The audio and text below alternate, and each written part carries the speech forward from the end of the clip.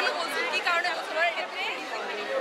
আর হচ্ছে যে বিষয় যে মেধার উপরে আসলে কোনো কিছু মেধাই সব থেকে বড়। ওনারা মেধার উপরে যদি সব কিছুকে গুরুত্ব দেন তাহলে কখনোই হবে না। স্মার্ট বাংলাদেশ সকল একটা ব্যাপার, সেটা কখনোই হবে না। মেধাই যেখানে না থাকলে সেখানে স্মার্ট বাংলাদেশ কিভাবে হবে? একটা জিনিস আমি অ্যাড করতে চাই যে মুক্তিযোদ্ধার চেতনায় যারা বাঁচে তারা কখনোই কোটার পক্ষে থাকতে পারে না। যাদের রক্তে মুক্তিযোদ্ধার রক্ত আছে তারা কখনোই বৈষম্য মেনে নেবে না। তারা সর্বোচ্চ পরিমাণে চেষ্টা করবে যেন বৈষম্য না থাকে।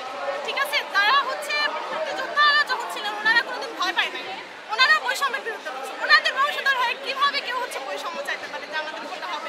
ট্যালেন্টের উপরে কিছু না।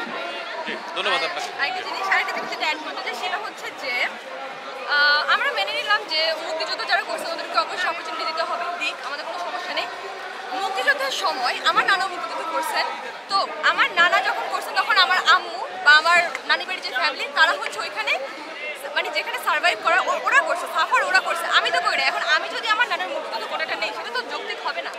তাহলে মুক্তিযুদ্ধ কোটা দিক, সন্তানদের দিক, যে মুক্তিযুদ্ধ করছেন সে পাক। নাতিরা সার্ভাইভ করছে, ওইখানে সাফার করছে, তারা কেন পাবে এই সুযোগটা? এটা তো অযৌক্তিক, তাই না? জেনারেশন পর জেনারেশন কেন যাবে? আপনি যেটা আপনার কথা অনুযায়ী বলতে পারি যে আপনি একজন কোটাদারি হয়েও আজকে কোটা বিরোধী আন্দোলনে অবশ্যই আমি কোটাদারি হয়ে আমি কোটার বিরুদ্ধে। আমি চাই না এই কোটা নিয়ে হোক। কেন হবে? আমাদের মেধা আছে, সবার মেধা আছে, চেষ্টা করলে সবাই পারবে। চেষ্টা করি, আমি তো কোটা ছাড়াই চেষ্টা করে আসছি, এগুলো তো আসছি, ইনশাল্লাহ আরও যাবো। কোটা দিয়েই যে আমাদের আগাতে হবে এরকম কোনো বিষয় না, আমাদের মেধা সামনে এমনিতে আগাতে হবে। আমরা